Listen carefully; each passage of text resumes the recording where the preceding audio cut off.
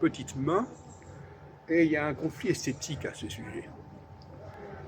Quand on voit la plupart des films occidentaux et blancs, on a des visages qui ont une certaine esthétique, qui ont une certaine qualité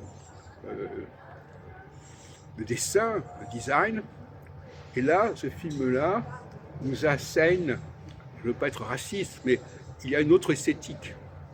Une esthétique de femmes très enveloppées, au visage assez peu structuré. Et donc c'est un film complètement dans l'entre-soi. C'est la première fois que je vois un film à ce point-là, un film français, mais qui milite visiblement pour les minorités africaines et maghrébines. Et ça montre bien que ce sont des mondes séparés. Je ne dis pas que cette esthétique n'est pas valable, je dis que c'est une autre esthétique. Voilà. J'ai toujours pensé que la question raciale est une question esthétique. Et que un visage d'un certain type physique n'est pas compatible avec un visage d'un autre type physique, ça correspond à une autre esthétique.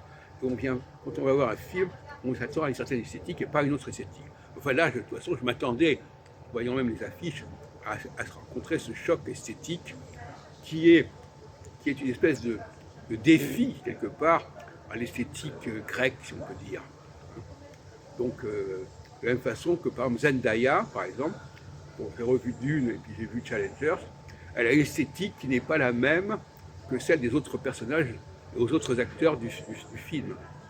Donc là aussi, il y a des chocs esthétiques sur lesquels on n'a pas assez insisté, des structures de visage, des structures du nez, des structures des narines qui ne sont pas compatibles en quelque sorte, qui sont dissonantes.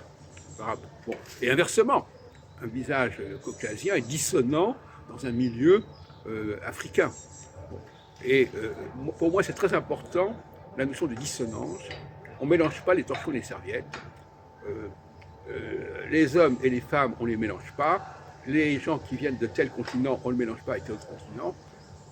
Autrement, ça crée la dissonance, ça crée l'hétérogénéité, et finalement, ça n'est pas satisfaisant parce qu'on n'arrive plus à se mettre d'accord sur des valeurs.